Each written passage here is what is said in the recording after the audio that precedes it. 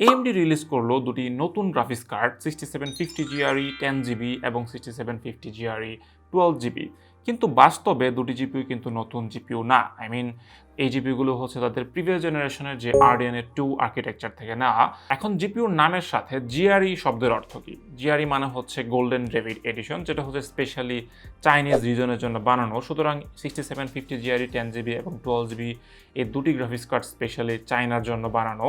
এখন যদি আমরা 6750 GRE 10GB এবং 12GB যে ভেরিয়েন্ট সেদিকে যদি তাকাই, সেই ক্ষেত্রে আমরা দেখব যে দুটি জিপিইউ তাদের যেই RDNA 2 যেই 6700 নন এক্সটি এবং 6700 এক্সটি, যেগুলো কিন্তু বেশ পপুলার গ্রাফিক্স কার্ড ছিল, যদিও বর্তমানে আসলে 6700 এক্সটির যে স্টক সেটা আসলে পাওয়া যায় না, বা বলা যায় যে এটা আসলে অলমোস্ট ডিসকন্টিনিউ হওয়ার পথে। তো আমরা যদি দেখি যে 6750 GREর যে 10GB ভেরিয়েন্ট সেটা হচ্ছে হুবহু 6700 এর সাথে মিলে, 6700 নন এক্সটির সাথে, এবং 6750 GREর যে 12GB ভেরিয়েন্ট সেটা হচ্ছে 6700 এক্সটির সাথে অনেকাংশেই মিলে যায়। যেরকম 6700 এক্সটিতে হচ্ছে 2560 steam processor, GDDR6 memory, 16 Gbps memory speed এবং 230 ওয়াট TDP, এবং 6750 GREতে সেম স্পেসিফিকেশন আমরা লক্ষ্য করতেছি। কিন্তু যেই জিনিসটা হচ্ছে ডিফারেন্স, সবচেয়ে বড় যে পার্থক্য সেটা হচ্ছে MSRP। কারণ 6700 এক্সটি রিলিজ হয় $479 এবং অপরদিকে 6750 GRE 12GB ভেরিয়েন্ট সেটা হচ্ছে $289। জিপিইউগুলো চাইনিজ মার্কেটে অ্যানাউন্সের সাথে সাথে আমরা কিন্তু AMDর বেশ কিছু অফিসিয়াল যেই স্লাইড এবং বেঞ্চমার্কও দেখতে পারি। যেরকম আমরা এখানে দেখি যে এখানে তাদের যে AIB পার্টনার, যেরকম ডেডিকেটেড পাওয়ার কালার, স্যাফায়ার এবং XFX, AMDর যে ডেডিকেটেড AIB পার্টনার রয়েছে সেগুলোর কার্ড কিন্তু অ্যাভেলেবল থাকবে এই GRE এডিশনে। তারপরে হচ্ছে অ্যাসুস এবং গিগাবাইটের কার্ডও থাকবে।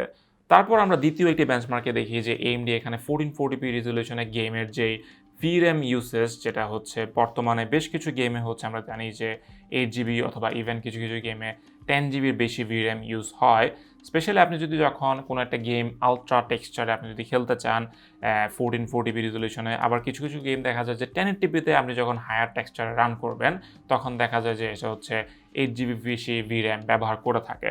তারপর আমরা আরেকটি স্লাইডে দেখতে পারি যে 8GB ভার্সেস 12GB VRAM এর যে এক্সপিরিয়েন্স, যে ওভারঅল আপনি হচ্ছে 8GB থেকে বেশি VRAM-এ আপনি হচ্ছে বেটার স্মুথনেস আপনি পাবেন গেমে, লেস স্টাটারিং। এবং এই জিনিসটা আসলে সত্য। যেরকম আমরা দেখি যে RTX 4060-র যে 8GB ভেরিয়েন্ট, সেখানে হচ্ছে বেশ কিছু গেম স্টাটারিং যেই সমস্যা সেটা দেখা দেয়, কিন্তু সেম জিপিইউর যে 16GB ভেরিয়েন্ট সেখানে হচ্ছে দেখা যায় সবগুলো গেমেই স্মুথলি চলতেছে। সুতরাং VRAM বর্তমানে অবশ্যই একটি ইম্পর্ট্যান্ট একটি বিষয়। স্পেশালি আপনি যদি গেমগুলো হায়ার টেক্সচার রান করতে চান তখন দেখা যায় যে আসলেই বেশি VRAM থাকাটা অনেকটাই উপকারের। তারপর আমরা আরেকটি বেঞ্চমার্কে এখানে দেখতে পারি যে 6750 GRE 10GB এবং 12GBর যে পারফরমেন্স AMDর অফিসিয়াল বেঞ্চমার্ক অনুযায়ী, যদিও এখানে মডার্ন যেই গেমগুলো রয়েছে, রিসেন্টলি রিলিজ হওয়া গেমগুলো এখানে উল্লেখ করা হয় নাই, তবে আমরা দেখি যে 1440p রেজলিউশনে এখানে বেশ কিছু গেম রয়েছে, যেরকম এলডেন রিং, তারপর হচ্ছে ফার ক্রাই 6, ফোরজা হরাইজন 5, যেগুলোতে আমরা মনে করি যে বেশ ডিসেন্ট FPS-এ গেম খেলা সম্ভব 6750 GRE 10GB অথবা 12GBতে। তারপর আরেকটা জিনিস উল্লেখ করার মতো সেটা হচ্ছে বর্তমানে কিন্তু 6000 সিরিজ এবং 7000 সিরিজের সবগুলো জিপিইউতে কিন্তু AMDর যেই ফ্লুইড মোশন ফ্রেম যেই সুবিধা সেটা কিন্তু অ্যাভেলেবল। প্রথমে ছিল 7000 সিরিজের জন্য এক্সক্লুসিভ, কিন্তু কিছুদিন পরে হচ্ছে তারা ড্রাইভার আপডেটের মাধ্যমে 6000 সিরিজের জন্য কিন্তু ফ্লুইড মোশন ফ্রেম অ্যাভেলেবল করে দেয়। সুতরাং আপনি কিন্তু 6000 সিরিজের জিপিইউগুলো নিয়েও আপনি কিন্তু একটা মডার্ন ফিচার কিন্তু আপনি ব্যবহার করতে পারতেছেন। অপরদিকে আপনি যদি এনভিডিয়ার জিপিইউগুলোর দিকে তাকান, সেই ক্ষেত্রে আপনি দেখবেন যে এই সব ফেসিলিটিসগুলো শুধুমাত্র তাদের কারেন্ট জেনারেশনের 40 সিরিজের গ্রাফিক্স কার্ডগুলোতেই অ্যাভেলেবল। এখন এই জিপিইউগুলোর সবচেয়ে ইন্টারেস্টিং পার্ট হচ্ছে এদের প্রাইসিং। যেরকম 6750 GRE 10GBর যে প্রাইস সেটা হচ্ছে $269, অপরদিকে 6750 GRE 12GB সেটার প্রাইস রাখা হচ্ছে $289। হ্যাঁ, এটা আমরা বলতে পারি যে প্রিভিয়াস জেনারেশন হিসেবে অবশ্যই তাদের একটি ডিমেরিট পয়েন্ট রয়েছে, কিন্তু একটা গ্রাফিক্স কার্ড যখন তাদের যে কারেন্ট জেনারেশনের যে জিপিইউগুলো এর থেকেও আপনি বেটার প্রাইস টু পারফরমেন্স রেশিওতে আপনি রিলিজ করবেন, তখন অবশ্যই জিপিইউগুলো সবার নজর কাড়ার মতো। বর্তমানে এই জিপিইউগুলোর প্রাইসের আশেপাশে রয়েছে AMDর কারেন্ট জেনারেশনের Radeon RX 7600, কিন্তু আমরা মনে করি যে RX 7600-এর সবচেয়ে বড় যে লিমিটেশন সেটা হচ্ছে VRAM।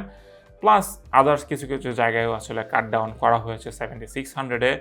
বাট বর্তমানে কারেন্ট জেনারেশনে আপনি আসলে এর থেকে বেটার জিপিইউ অ্যাভেলেবল পাবেন না, যার কারণে আমাদেরকে আসলে অনেকটাই বাধ্যতামূলকভাবে আসলে 7600 রিকমেন্ড করতে হয়, স্পেশালি যাদের বাজেট 34,000-35,000 টাকা। এখন কষ্টের বিষয় হচ্ছে এই 6750 জিআরই 10GB এবং 12GB দুটি ভেরিয়েন্টই হচ্ছে শুধুমাত্র চাইনা রিজনের জন্য। এটা কিন্তু ওয়ার্ল্ড ওয়াইড কোনো রিলিজ না, সুতরাং আমাদের দেশেও কিন্তু আপনি সাধারণতভাবে এই জিআরই এডিশন খুঁজে পাবেন না। এখন এটা হওয়ার মাল্টিপল রিজন থাকতে পারে, তার মধ্যে হয়তো বা সম্ভাব্য কিছু কারণ হতে পারে যে তাদের যে 6000 সিরিজের এই এসকিউগুলোর যে জিপিইউ, তাদের যে লেফট ওভার ইনভেন্টরি সেটা হয়তো বা এনাফ না অথবা সাফিসিয়েন্ট না গ্লোবালি ডিমান্ড ফুলফিল করার জন্য।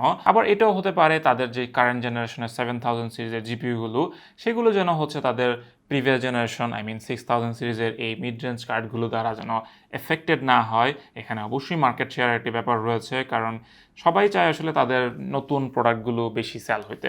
এখন কথা হচ্ছে যে AMD রেডিয়ন জিপিইউগুলোর যেই জিআরই এডিশন এগুলো কি আদৌ চায়নার বাইরে বিক্রি হবে কিনা, অন্যান্য দেশে যদি বিক্রি হয় হয়তো বা আমাদের দেশে একটা সম্ভাবনা থাকতে পারে আসার। এখন আমরা দেখলাম যে ইউরোপের কিছু কিছু জায়গায় যেরকম জার্মানিতে হচ্ছে 7900 জিআরই, যেটা হচ্ছে তাদের কারেন্ট জেনারেশনের জিআরই এডিশন, সেটা হচ্ছে প্রি বিল্ড পিসির সাথে হচ্ছে তারা সেল করতেছে, বা আমরা দেখলাম যে হচ্ছে পিসির সাথে বান্ডল আকারে হচ্ছে এটা সেল হইতে। প্রিভিয়াসলি কিন্তু আরও কিছু কার্ড ছিল যেগুলো হচ্ছে শুধুমাত্র চায়নার জন্য অ্যাভেলেবল ছিল, যেরকম RX 580-র যে 2048 SP এডিশন, সেটা কিন্তু শুধুমাত্র চায়নার জন্য, কিন্তু বর্তমানে কিন্তু সেটা ওয়ার্ল্ড ওয়াইডই পাওয়া যায়। স্পেশালি বর্তমানে আমাদের দেশে বলতে পারেন যে 2048 SPর লিটারালি ফ্লাডেড, মানে বন্যা দেখা দিছে, কারণ সবাই আসলে এটা মুড়ির মতো ইম্পোর্ট করতেছে। সো আমি আসলে কিছুটা অবাক হইতেছি যে এই জিআরই এডিশন কি আদৌ এভাবে আমাদের দেশে আসবে কিনা। আমি জানি না এটা আসলে জিওলজিক্যালি কোনো কন্ডিশন, টার্মস অ্যান্ড কন্ডিশন আছে কিনা AMDর পক্ষ থেকে, অথবা কোনো কড়া রেস্ট্রিকশন আসে কিনা যে সেটা শুধুমাত্র চায়নাতেই বিক্রি হবে। কিন্তু সেটা যদি না হয়, হয়তো বা আমাদের দেশে যারা বর্তমানে বিভিন্ন AMDর যে জিপিইউগুলো ইম্পোর্ট করতেছেন তারা হয়তো বা চাইলে এই জিপিইউটি ইম্পোর্ট করতে পারেন। তবে আমরা আসলে কনফার্ম করে বলতে পারি না যে এই জিআরই এডিশনগুলো আমাদের দেশে আদৌ আসবে কিনা। তবে যদি অ্যাভেলেবল হয় সেই ক্ষেত্রে আমরা বলতে পারি যে 6750 জিআরইর যে 10GB এবং 12GB ভেরিয়েন্ট দুটি জিপিইউ কিন্তু তাদের প্রাইস অনুযায়ী বেশ ভালো জিপিইউ, যদিও তারা প্রিভিয়াস জেনারেশনের গ্রাফিক্স কার্ড, বাট আপনি বলতে পারেন যে কারেন্ট জেনারেশনের বেশ কিছু কার্ড থেকে বরঞ্চ এই কার্ডগুলো বেটার। এনিওয়ে, AMDর RX 6750 জিআরই 10GB এবং 12GB ভেরিয়েন্ট নিয়ে আপনার কি মতামত সেটি অবশ্যই আমাদেরকে কমেন্ট সেকশনে চাইলে জানাতে পারেন। আর ভিডিওটি যদি ভালো লেগে থাকে অবশ্যই লাইক দিতে ভুলবেন না, সেক্ষেত্রে আমরা ইজিলি বুঝতে পারি যে আপনারা আমাদের ভিডিওগুলো এনজয় করতেছেন। তাহলে আজকে এই পর্যন্তই, দেখা হচ্ছে শীঘ্রই অন্য কোনো ভিডিওতে। ততক্ষণ পর্যন্ত ভালো থাকবেন, সুস্থ থাকবেন, খুদা হাফেজ।